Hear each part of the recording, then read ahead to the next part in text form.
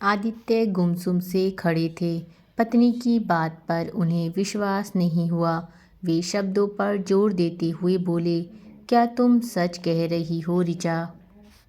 पहले मुझे विश्वास नहीं था, लेकिन मैं एक नारी हूँ। जिस उम्र से अंकिता गुजर रही है, उस उम्र से मैं भी गुजर चुकी हूँ। उसके रंग ढंग देखकर मैं समझ गई हूँ कि दाल में कुछ काला है। आदित्य की आंखों में एक सवाल था, वह कैसे? ऋचा उनकी आंखों की भाषा समझ गई। बोली, सुबह घर से जल्दी निकलती है, शाम को देर से घर आती है। पूछने पर बताया कि टाइपिंग क्लास ज्वाइन कर ली है, इसकी उसे ज़रूरत नहीं है। उसने इस बारे में हमसे पूछा भी नहीं था। घर में भी अकेले रहना पसंद करती थी। गुमसुम सी रहती है, जब देखो अपना मोबाइल लिए कमरे में बंद रहती है। उससे बात की, अभी नहीं, पहले आपको बताना उचित समझा। लड़की का मामला है, जल्दबाजी में मामला बिगड़ सकता है। एक लड़का हम खो चुके हैं, अब लड़की को खो देने का मतलब है पूरे संसार को खो देना। आदित्य विचारों के समुद्र में गोता लगाने लगे। यह कैसी हवा चली है? बच्चे अपने माँ बाप के साए से दूर होते जा रहे हैं। वयस्क होते ही प्यार की डगर पर चल पड़ते हैं, फिर माँ बाप की मर्जी के बगैर शादी कर लेते हैं। जैसी चिड़िया का बच्चा पंख निकलते ही अपने जन्मदाता से दूर चला जाता है, अपने घोंसले में कभी लौटकर नहीं आता, उसी प्रकार आज की पीढ़ी के लड़के तथा लड़कियां युवा होने से पहले ही प्यार के संसार में डूब जाते हैं। अपनी मर्जी से शादी करते हैं और अपना घर बसाकर माँ बाप से दूर चले जाते हैं। आदित्य और ऋचा के इकलौते पुत्र ने भी यही किया था। आज वे दोनों अपने बेटे से दूर थे और बेटा उनकी खोज खबर नहीं लेता था। इसमें गलती किसकी थी? आदित्य की, उनकी पत्नी की या उनके बेटे की? कहना मुश्किल था।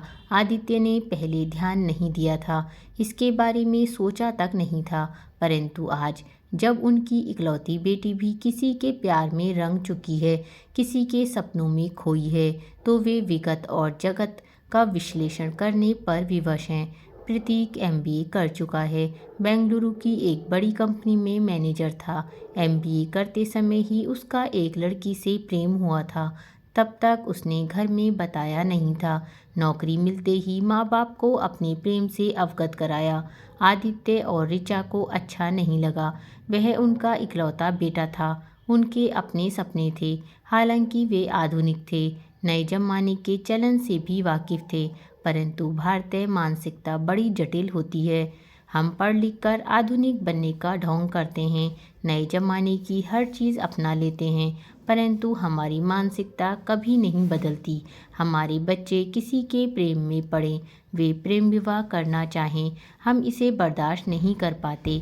अपनी जवानी में हम भी वही करते हैं या करना चाहते हैं, परंतु हमारे बच्चे जब वही सब करने लगते हैं तो सहन नहीं कर पाते हैं, उसका विरोध करते हैं। प्रतीक उनका इकलौता बेटा था, वे धूमधाम से उसकी शादी करना चाहते थे। वे उसे कामधेनु गाय समझते थे। उसकी शादी में अच्छा दहेज मिलता, इसी उम्मीद में अपने एक रिश्तेदार से उसकी शादी की बात भी की। मामला एक तरह से पक्का था। माँ बाप यहीं पर गलती कर जाते हैं, अपने जवान बच्चों के बारे में अपनी मर्जी से निर्णय ले लेते हैं, उनको इससे अवगत नहीं कराते। बच्चों की भावनाओं का उन्हें ख्याल नहीं रहता। वे अपने बच्चों को एक जड़ वस्तु समझते हैं जो बिना चू चपड़ किए उनकी हर बात मान लेंगे, परंतु जब बच्चे समझदार हो जाते हैं तब वे अपने जीवन के बारे में वे खुद निर्णय लेना पसंद करते हैं। वे अपना जीवन अपने तौर पर जीना चाहते हैं। जब प्रतीक ने अपने प्यार के बारे में उन्हें बताया तो उनके कान खड़े हुए। चौंकना लाजमी था, बेटे पर वे अपना अधिकार समझते थे। आदित्य और ऋचा ने पहले एक दूसरे की तरफ देखा, फिर प्रतीक की तरफ। वह एक हफ्ते की छुट्टी लेकर आया था, माँ बाप से अपनी शादी के बारे में बात करने के लिए। प्रेम उसने अवश्य किया था, परंतु वह उनकी सहमति से शादी करना चाहता था। अगर वे मान जाते तो ठीक था, अगर नहीं तब भी उसने तय कर रखा था कि अपनी पसंद की लड़की से ही शादी करेगा। जिसको प्यार किया था उसे धोखा नहीं देगा, माँ बाप माने या ना माने। ऋचा ने ही बात का सिरा पकड़ा था। परंतु बेटे, हमने तो तुम्हारी शादी के बारे में कुछ और ही सोच रखा है। अब वह बेकार है। मैंने अपनी पसंद की लड़की देख ली है।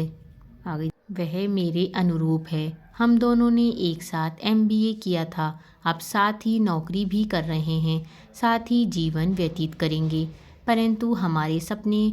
ऋचा ने प्रतिवाद करने की कोशिश की, परंतु प्रतीक की दृढ़ता के सामने वह कमज़ोर पड़ गई। ऋचा की आवाज़ में कोई दम नहीं था। उसे लगा वह हार जाएगी। मम्मी, आप समझने की कोशिश कीजिए। बच्चे ही माँ बाप का सपना होते हैं। अगर मैं खुश हूँ तो आपके सपने साकार हो जाएंगे, वरना सब बेकार हैं। बेकार तो वैसे भी सब कुछ हो चुका है। मैं बंसल जी को क्या मुंह दिखाऊंगा? आदित्य ने पहली बार मुंह खोला। उनके साथ साथ सारे नाते रिश्तेदार हैं, वे भी अलग थलग पड़ जाएंगे। कोई किसी से अलग नहीं होता। आप धूमधाम से शादी आयोजित करें। रिश्तेदार 2 दिन बातें बनाएंगे, फिर भूल जाएंगे। प्रेम विवाह अब असामान्य नहीं रहे। प्रतीक ने बहुत धैर्य से अपनी बात कही। बेटे, तुम नहीं समझोगे, हम वैश्य हैं और हमारे समाज में इस मामले में आधुनिकता की चादर नहीं ओढ़ी है। कितने लोग तुम्हारे लिए भागदौड़ कर रहे हैं, अपनी बेटी का विवाह तुम्हारे साथ करना चाहते हैं। जिस दिन पता चलेगा कि तुमने गैर जाति की लड़की से शादी कर ली है, वे हमें समाज से बहिष्कृत कर देंगे। तुम्हारी छोटी बहन की शादी में तमाम अड़चनें आएंगी, उसका भी प्रेम विवाह कर देना। प्रतीक ने सहजता से कह दिया। परंतु आदित्य और ऋचा के लिए यह सब इतना सहज नहीं था। बेटे, एक बार तुम अपने निर्णय पर पुनर्विचार करो। शायद तुम्हारा निश्चय डगमगा जाए। हम उससे सुंदर लड़की तुम्हारे लिए ढूंढ कर लाएंगे। ये भी पढ़ें, बेईमानी का नतीजा क्या हुआ बाप और बेटे के साथ। प्रतीक हंसा। मम्मी, यह मेरा आज का फैसला नहीं है। पहले 3 सालों से हम दोनों का यही फैसला है। अब यह बदलने वाला नहीं। आप अपने बारे में बताएं, आप हमारी शादी करवाएंगे या हम स्वयं कर लें? किसी ने प्रतीक की बात का जवाब नहीं दिया। वे अचंभित, भौचक और ठगे से बैठे थे। वे सभ्य समाज के लोग थे, लड़ाई झगड़ा कर नहीं सकते थे।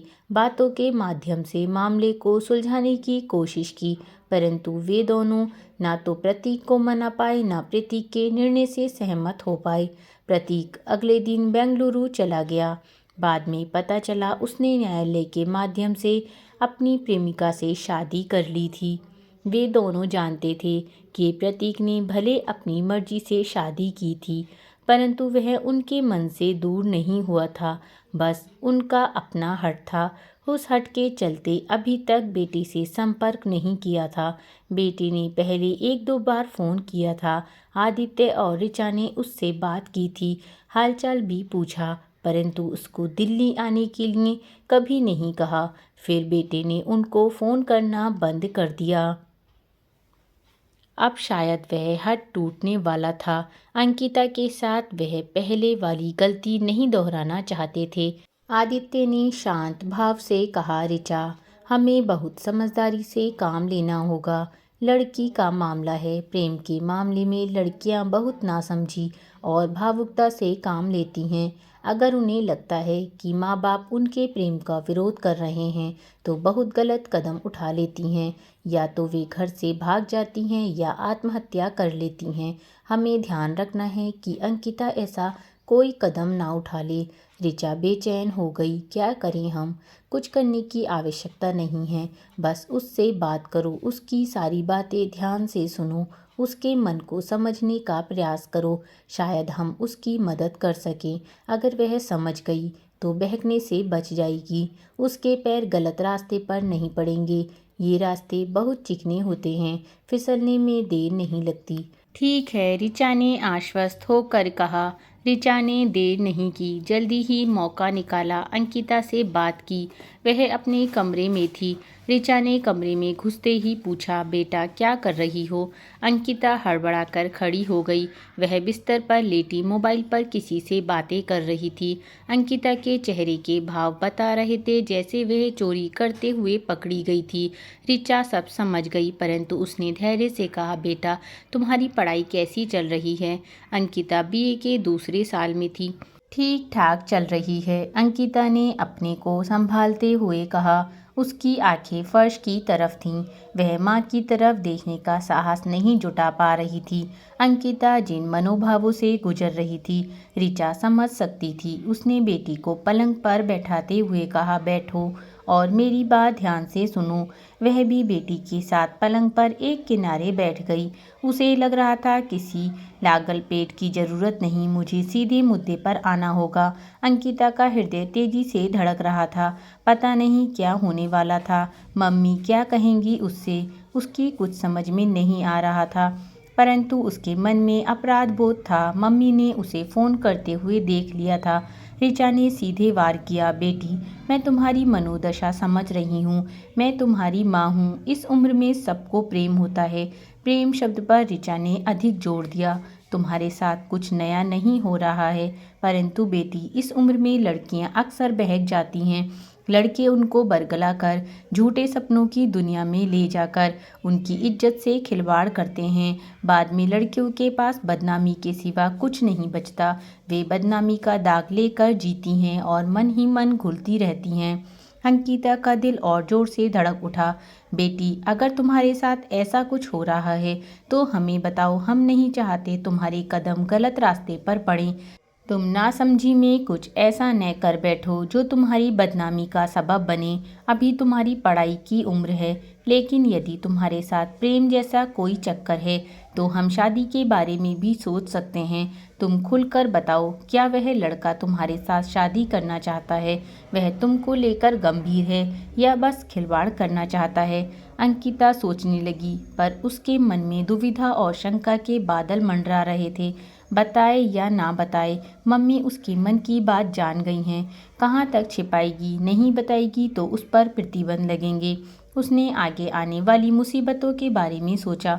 उसे लगा कि माँ जब इतने प्यार और सहानुभूति से पूछ रही है तो उनको सब कुछ बता देना ही उचित होगा। अंकिता खुल गई और धीरे धीरे उसने मम्मी को सारी बातें बता दी। गनीमत थी कि अभी तक अंकिता ने अपना कौमार्य बचा कर रखा था। लड़के ने कोशिश बहुत की थी, परंतु वह उसके साथ होटल जाने को तैयार नहीं हुई। डर गई थी, इसलिए बच गई। मम्मी ने इत्मीनान की गहरी सांस ली और बेटी को सांत्वना दी कि वह सब कुछ ठीक ठाक कर देगी। अगर लड़का तथा उसके घर वाले राजी हुए तो इसी साल उसकी शादी कर देंगे। अंकिता ने बताया था कि वह अपने साथ पढ़ने वाले एक लड़के के साथ प्यार करती है। उसके घर परिवार के बारे में वह बहुत कम जानती है। वे दोनों बस प्यार के सुनहरे सपने देख रहे हैं, बिना पंखों के हवा में उड़ रहे थे। भविष्य के बारे में अनजान थे। प्रेम की परिणति क्या होगी इसके बारे में सोचा तक नहीं था। वे बस एक दूसरे के प्रति आसक्त थे। यह शारीरिक आकर्षण था जिसके कारण लड़कियां अवांछित विपदाओं का शिकार होती हैं। ऋचा ने आदित्य को सब कुछ बताया। मामला सचमुच गंभीर था। अंकिता अभी नासमझ थी। उसके विचारों में परिपक्वता नहीं थी। उसकी उम्र अभी 20 साल थी। वह लड़का भी इतनी ही उम्र का होगा। दोनों का कोई भविष्य नहीं था। वे दोनों बर्बादी की तरफ बढ़ रहे थे। उन्हें संभालना होगा। स्थिति गंभीर थी। ऋचा और आदित्य का चिंतित होना स्वाभाविक था, परंतु ऋचा और आदित्य को कुछ नहीं करना पड़ा। मामला अपने आप सुलझ गया। संयोग उनका साथ दे रहा था। समय रहते अंकिता को अक्ल आ गई थी। उसकी मम्मी की बातों का उस पर ठीक असर हुआ था। ये भी पढ़ें सनक। नृपेंद्रनाथ को हुआ गलती का एहसास। अंकिता ने जब शिवम को बताया कि उसकी मम्मी को उसके प्रेम के बारे में सब पता चल गया है तो वह घबरा गया। इसमें घबराने की क्या बात है? मम्मी ने तुम्हारे डैडी का फ़ोन नंबर व पता मांगा है। वह तुम्हारे घर वालों से हमारी शादी की बात करना चाहती हैं। अरे मर गए, क्या तुम्हारे पापा को भी पता है? उसके माथे पर पसीने की बूंदें झलक आईं। जरूर पता होगा, मम्मी ने बताया होगा उनको, परंतु तुम इतना परेशान क्यों हो रहे हो? हम एक दूसरे से प्रेम करते हैं, शादी करने में क्या हरज है? कभी न कभी करते ही, कल के बजाय आज सही। अंकिता बहुधैर्य से यह सब कह रही थी। अरे तुम नहीं समझती, यह कोई शादी की उम्र है। मेरे डैडी जूतों से मेरी खोपड़ी गंजी कर देंगे। शादी तो दूर की बात है। वह हाथ मलते हुए बोला। अच्छा। अंकिता की अक्ल ठिकाने आ रही थी। वह समझने का प्रयास कर रही थी। बोली, तुम मुझसे प्रेम कर सकते हो तो शादी क्यों नहीं? प्रेम माँ बाप से पूछकर तो नहीं किया था। अगर वे हमारी शादी के लिए तैयार नहीं होते तो शादी भी उनसे बिना पूछे कर लो। आखिर हम बालिग हैं। क्या बकवास कर रही हो? शादी कैसे कर सकते हैं? वह झल्ला कर बोला।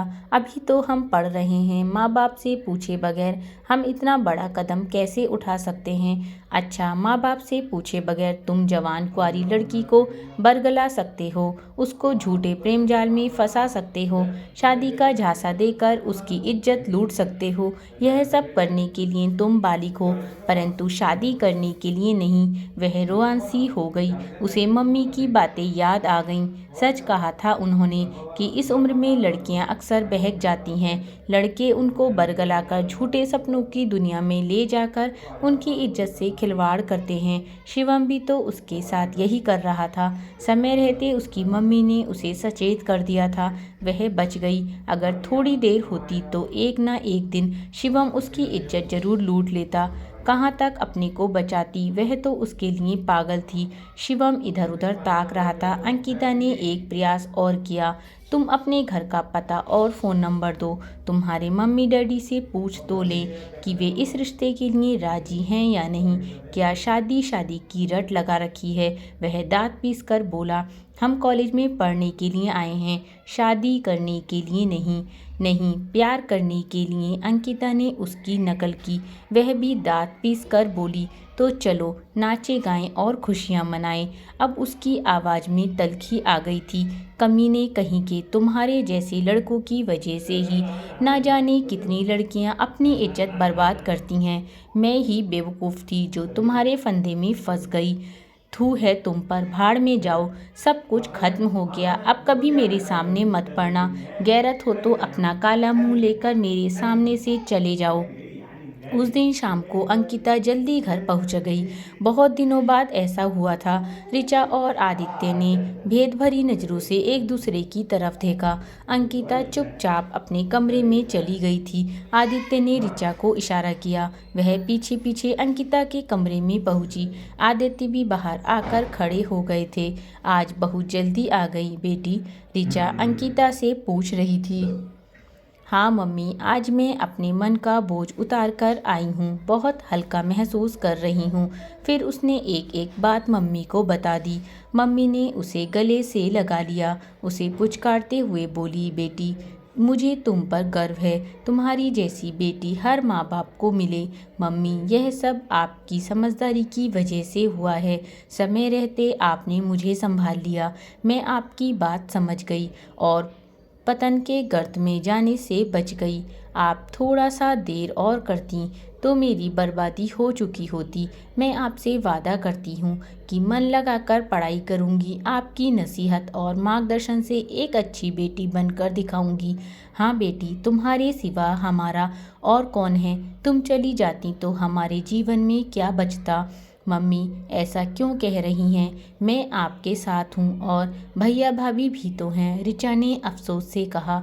वे अब हमारे कहाँ रहे? हमने एक दूसरे को नहीं समझा और वे हमसे दूर हो गए। ऐसा नहीं है मम्मी, वे पहले भी हमारे थे और आज भी हमारे हैं। ये क्या कह रही हो तुम मम्मी? मैं आपको राज की बात बताती हूँ। भैया और भाभी से मैं रोज़ बात करती हूँ। भाभी खुद फ़ोन करती हैं। मैंने उन्हें देखा नहीं है, परंतु वे बातें बहुत प्यारी करती हैं। वे हम सबको देखना चाहती हैं। भैया तो एक दिन भी बिना मुझसे बात किए नहीं रह सकते। वे और भाभी यहाँ आना चाहते हैं लेकिन डैडी से डरते हैं, इसलिए नहीं आते। मम्मी, आप एक बार, सिर्फ एक बार उनसे कह दो कि आपने उन्हें माफ़ माफ़ किया, वे दौड़ते हुए आएंगे। सच। ऋचा ने उसे अपने सीने से लगा लिया। बेटी, आज तूने मुझे दुगनी खुशी दी है। वह खुशी से विहल हुई जा रही थी। हाँ मम्मी, आप उन्हें फ़ोन तो करो। अंकिता चहक रही थी। मैं भाभी से मिलना चाहती हूँ, अभी करती हूँ, पहले उनको बता दूँ। सुनकर वे भी खुशी से पागल हो जाएंगे। हम लोगों ने ना जाने कितनी बार उनको बुलाने के बारे में सोचा, बस हठधर्मिता में पड़े रहे। बेटे के सामने झुकना नहीं चाहते थे, परंतु आज हम बेटे के लिए और उसकी खुशी के लिए छोटे बन जाएंगे। उसे फ़ोन करेंगे। वह बाहर जाने के लिए मुड़ी। कमरे के बाहर खड़े आदित्य अपनी आंखों से आंसू पोंछ रहे थे। आज उन्हें खोई हुई खुशी मिल रही थी। बेटी भी वापस अंधेरी गलियों में भटकने से बच गई थी। वह सही सलामत घर लौट आई थी। बेटा भी मिल गया था। आज उनकी हठधर्मिता टूट गई थी। उन्हें अपनी गलती का एहसास हो चुका था। ऋचा ने आदित्य को बाहर खड़े देखा। वे समझ गई कि अब कुछ कहने की ज़रूरत नहीं थी। वे सब सुन चुके थे। उनके पास जाकर भरे गले से बोली, चलिए बेटे को फ़ोन कर दें और बहू के स्वागत की तैयारी करें। आज हमें दुगनी खुशी मिल रही है। ऐसा लग रहा है जैसे घोंसले के पंछी वापस आ गए हैं। अब हमारा आशियाना वीरान नहीं रहेगा। हाँ ऋचा, आदित्य ने उसे बाहों के घेरे में लेते हुए कहा।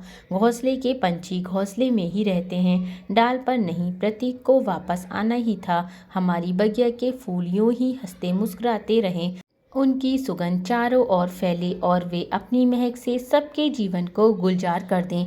तो दोस्तों, कहानी कैसी लगी कमेंट करके ज़रूर बताना। ऐसी ही और कहानी सुनने के लिए चैनल को सब्सक्राइब और बेल आइकन प्रेस कर देना। मिलते हैं अगली कहानी में, तब तक के लिए बाय बाय, टेक केयर।